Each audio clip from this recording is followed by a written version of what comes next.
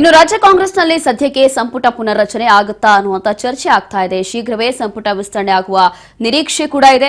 ಪಕ್ಷ ಏನೇ ತೀರ್ಮಾನ ಕೈಗೊಂಡ್ರು ಕೂಡ ನಾವು ಒಪ್ಕೊಳ್ತೀವಿ. ಈಗ ಆರೋಗ್ಯ ಸಚಿವರು ಕೊಟ್ಟಿರುವಂತ ಹೇಳಿಕೆ ಹೇಳಿದ್ರೆ ನೀವು ಅವ್ರಿಗೆ ಕೇಳಬೇಕು. ಆದರೆ ನಮ್ಮಲ್ಲಿ ಯಾವುದೇ ರೀತಿಯ ಗೊಂದಲ ಇಲ್ಲ, ಸಮಸ್ಯೆ ಇಲ್ಲ. ನಾವು ಎಲ್ಲರೂ ಕೂಡ ಒಂದಾಗಿ ಕೆಲಸ ಮಾಡ್ತಾ ಇದ್ದೀವಿ.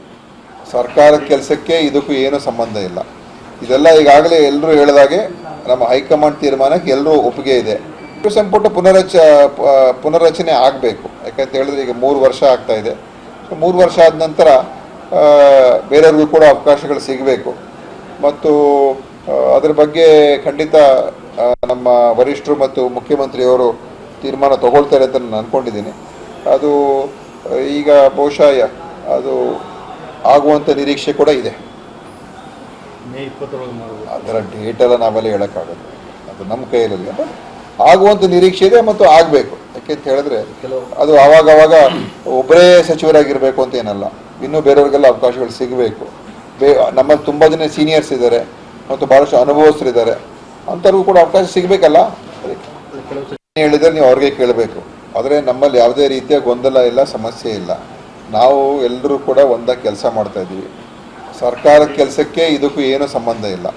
ಇದೆಲ್ಲ ಈಗಾಗಲೇ ಎಲ್ಲರೂ ಹೇಳಿದಾಗೆ ನಮ್ಮ ಹೈಕಮಾಂಡ್ ತೀರ್ಮಾನಕ್ಕೆ ಎಲ್ಲರೂ ಒಪ್ಪಿಗೆ ಇದೆ. ಸಂಪುಟ ಪುನರ್ರಚನೆ ಆಗಬೇಕು. ಯಾಕಂತ ಹೇಳಿದ್ರೆ ಈಗ 3 ವರ್ಷ ಆಗ್ತಾ ಇದೆ. ಸೊ 3 ವರ್ಷ ಆದ ನಂತರ ಬೇರೆಯವ್ರಿಗೂ ಕೂಡ ಅವಕಾಶಗಳು ಸಿಗಬೇಕು ಮತ್ತು ಅದರ ಬಗ್ಗೆ ಖಂಡಿತ ನಮ್ಮ ವರಿಷ್ಠರು ಮತ್ತು ಮುಖ್ಯಮಂತ್ರಿಯವರು ತೀರ್ಮಾನ ತಗೊಳ್ತಾರೆ ಅಂತ ನಾನು ಅಂದ್ಕೊಂಡಿದ್ದೀನಿ.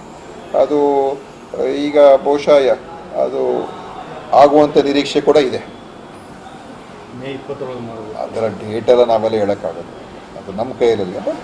ಆಗುವಂಥ ನಿರೀಕ್ಷೆ ಇದೆ ಮತ್ತು ಆಗಬೇಕು. ಯಾಕೆಂತ ಹೇಳಿದ್ರೆ ಅದು ಆವಾಗ ಒಬ್ಬರೇ ಸಚಿವರಾಗಿರಬೇಕು ಅಂತ ಏನಲ್ಲ, ಇನ್ನೂ ಬೇರೆಯವ್ರಿಗೆಲ್ಲ ಅವಕಾಶಗಳು ಸಿಗಬೇಕು.